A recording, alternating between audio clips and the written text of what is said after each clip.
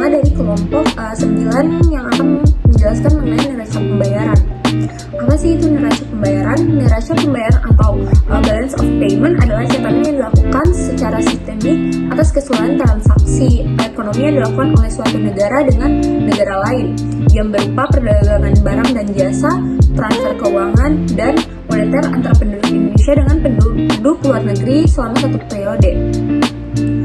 Secara sederhana, neraca pembayaran merupakan suatu catatan sistematis dalam transaksi ekonomi atau perdagangan internasional yang dilakukan dalam jangka waktu suatu periode. Di sini ada pula jenis-jenis neraca pembayaran. Yang pertama adalah neraca pembayaran defisit. Apa sih itu neraca pembayaran defisit? Neraca yang menandakan bahwa nilai impor lebih besar daripada nilai ekspor. Jadi, jika suatu negara terus-menerus mengalami defisit, maka sektor keuangan berjalan lambat sehingga pertumbuhan ekonomi sulit untuk berkembang.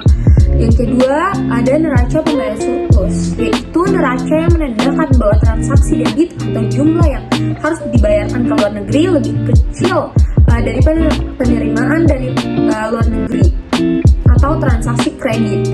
Yang ketiga ada neraca pembayaran seimbang, yaitu neraca yang menunjukkan bahwa transaksi pembayaran ke luar negeri atau transaksi debit jumlahnya sama dengan penerimaan dari luar negeri atau transaksi kredit.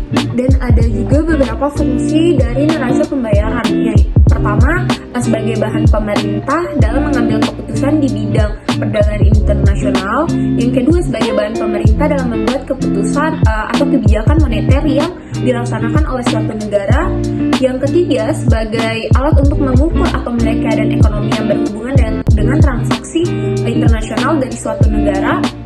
Yang keempat, sebagai data-data keuangan internasional. Yang kelima, sebagai pendataan transaksi ekonomi supaya pemerintah suatu negara ketika melakukan kegiatan ekspor impor tidak mengalami kerugian dan bisa melakukan penyelesaian pembayaran tepat waktu. Yang keenam, sebagai alat untuk mencatat anggaran yang dikeluarkan dalam transaksi internasional.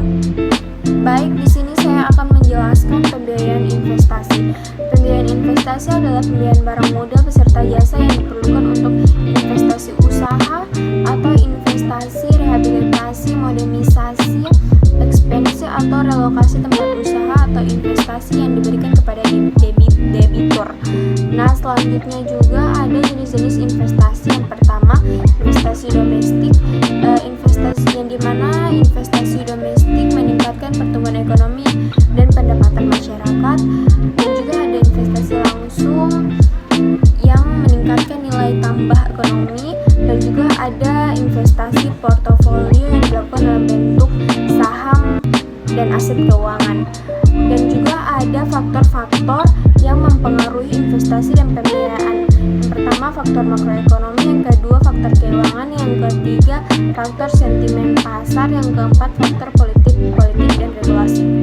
Peran arus modal asing dan utang luar negeri. Yang pertama, arus modal asing. Arus modal asing itu meningkatkan modal untuk membiayai investasi dan mendorong pertumbuhan ekonomi. Yang kedua, memperluas akses teknologi dan pengetahuan yang baru. Yang ketiga yaitu meningkatkan daya saing perusahaan Indonesia di pasar global.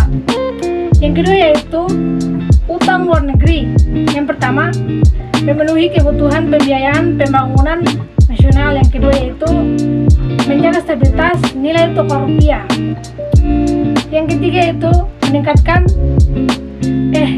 mendukung diversifikasi sumber pembiayaan. Jadi arus modal yaitu terarah pada pengembangan uang untuk investasi, perdagangan atau operasi bisnis.